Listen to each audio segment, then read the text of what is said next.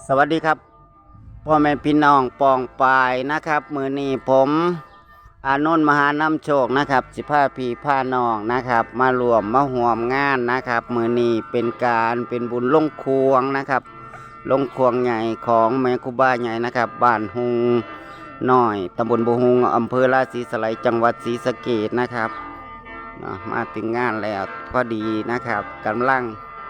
ได้เวลายกยกคู่เลยนะครับชมบรรยากาศไปก่อนนะครับพี่น้อง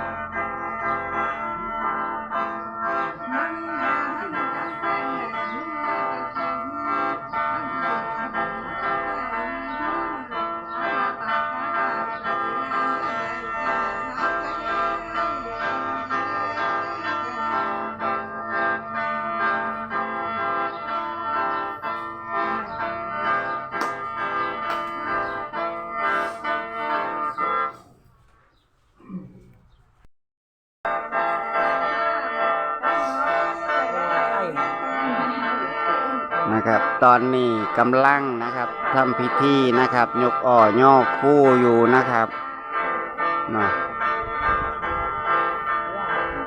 ผีฟ้าเป็นการล่ำนะครับสืบทอดกันมาตั้งแต่บรรพบุรุษนะครับเสื่อสายจากฝั่งลาวนะครับ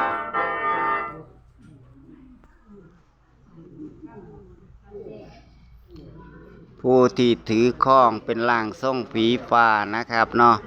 สืบทอดตามต้นตระกูลมาเรื่อยๆนะครับสืบทอดต่อกันมานะครับบางคน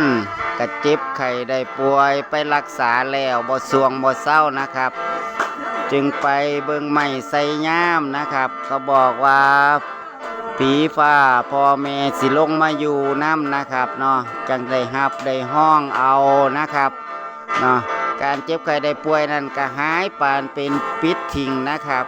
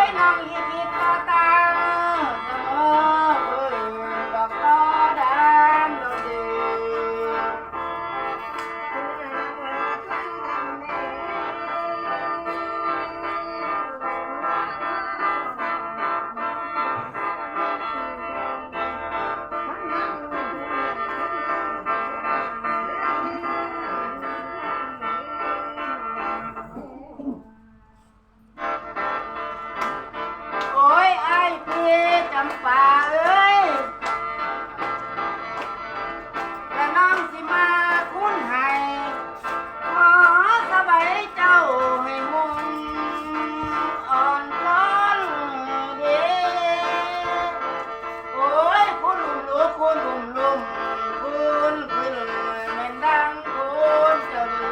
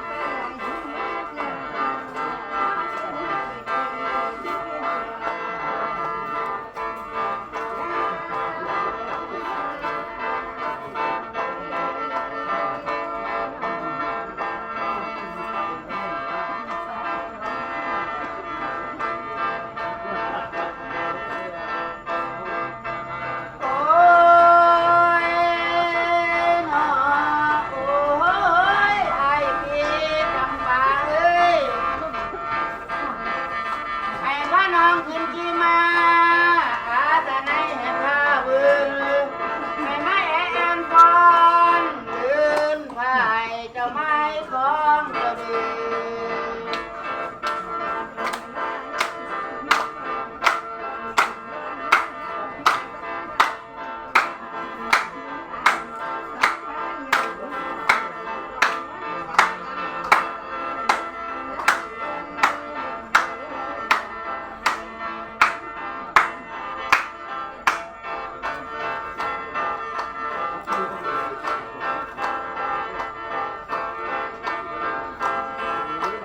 โอ้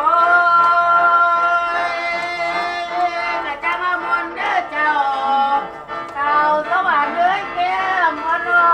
นๆมนต์เด้อแก้วคำก่อนตามคนเป็นยางมาเด้อโอ้ยไปสิพาเจ้าเลี้ยเหมือนเป็นหอดมือตื่นมือเศร้า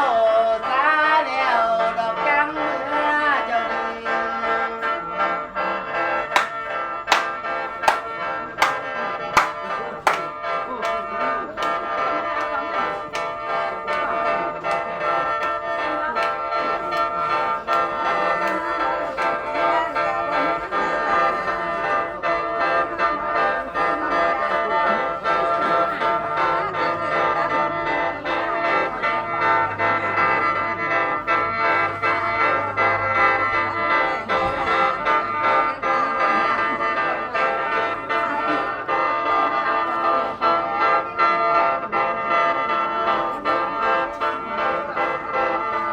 โอ้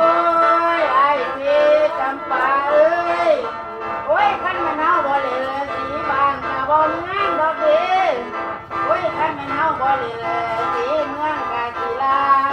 เอามาสาช่วยล้างสาแล้วดอกจังไปเด้อ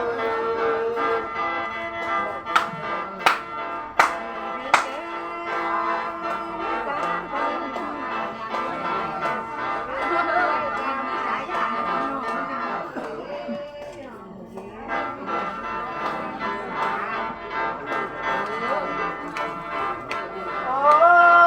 ย